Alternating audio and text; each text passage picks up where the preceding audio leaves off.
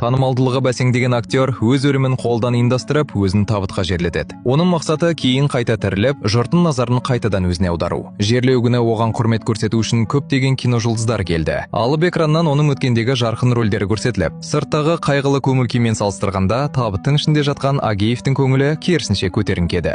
Жұлдыздар бейнеленген арнайы табытта жатып, ол жерлеу рәсімінің тікелей көрсетілімін тамашалап, тамақтанып жатты. Көп ұзамай оның айласы өз нәтижесін бере бастайды. Ірі ақпарат құралдарының бәрі оның қайтыс болған туралы жарыса хабар таратты. Сырттағы адамдардың ештеңеден бейхабар болып, шын көңілмен қайғырып жатқанын көрген Агеев ерекше қуанған еді. Әлеуметтік желілерде жанкүйерлерінің өкініш білдіріп жатқан жазбаларын оқыған сайын, іштей одан сайын масаттанды. Алдағы үлкен даңқын алдын ала атап өтпек болған ол, алдын ала дайындап қойған арағын шығарып, жалғыз өзі тойлай бастады. Көп ұзамай жерлеу рәсімі аяқталып, қонақтардың бәрі тарайды. Осы кезде оны қазып шығаруға тиіс агенті қолына күрек алып жолға шығады. Алайда жолда күтпеген жағдай болып, агент ауыр халде жерге құлап қалды. Мұны көрген Агеев үмітін үзе бастайды. Өйткені оның жалған өлім ұйымдастырғанын тек агенті ғана білетін. Тіпті агент аман қалған күннің өзінде бірнеше ай ауруханада жатуы мүмкін еді. Ал оған дейін Агеев әлдеқашан о дүниеге аттанады.